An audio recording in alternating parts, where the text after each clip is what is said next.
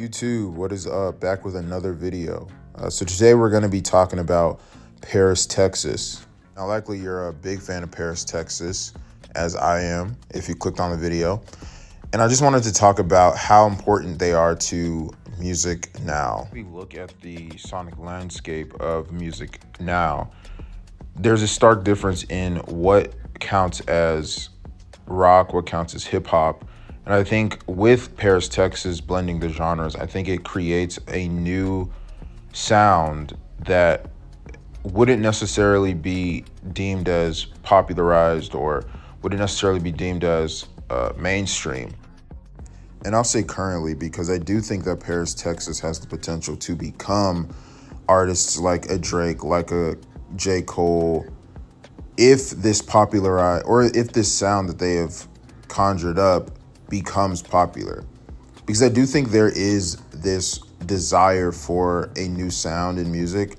And I think artists like Jean Dawson, Kenny Mason, Paris, Texas are doing a good job at pioneering this new sound. While it's not popularized currently, I do think it has the potential to be the sound. Kind of like what we were seeing in 2017 with this bedroom pop, artists like Clairo, Steve Lacy. I mean, these artists had huge years in 2017, and I think Paris, Texas has that potential to mimic that same kind of momentum, especially with them being on tour with Tyler, gaining more exposure, gaining more momentum. I think they have the potential to be the new sound that artists start to mimic. Or maybe not mimic, but at least try to use as inspiration, because I think we have artists like Jean Dawson and we have artists like Kenny Mason who definitely use rock influence. I mean, even as artists like Death Grips and JPEG Mafia have elements to rock, but I think these are artists that are pioneering hip hop to a new direction that, to me, at least for my specific sound palette, I'm far more interested in. One thing I do appreciate about Paris, Texas is this kind of DIY spirit that they exude.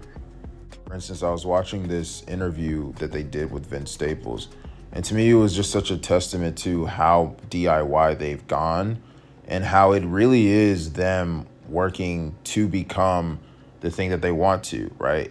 Where they don't have backing like other artists do, because their sound is a bit obscure and doesn't necessarily fit in a specific box. It just, in the interview, it just seemed like, from my perspective, it seemed like no one really knew how to collaborate with Paris, Texas, which to me is so shocking because I'm thinking, as a fellow artist, can you not see the potential there? Like, could you not see what could be done in the booth working with, these new artists?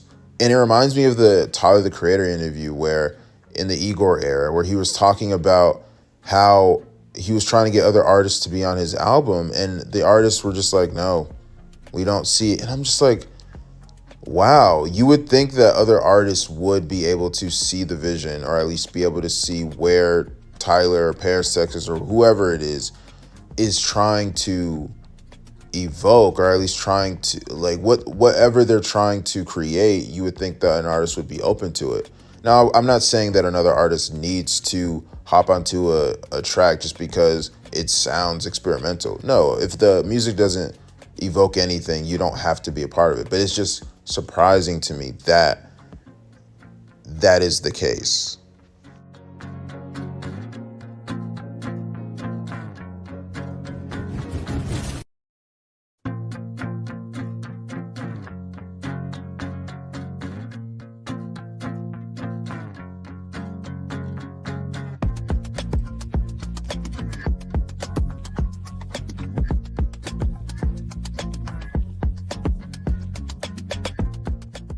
But with that being said, I do think that Paris, Texas definitely has momentum and the appeal for other artists to recognize their skill level. So I'm excited to see that. But this is the painting. This is what it turned out to look like. I personally enjoyed it. I've been wanting to do this painting forever. And it's so cool that I got to actually bring it into fruition. So hope you guys like it and see you in the next one.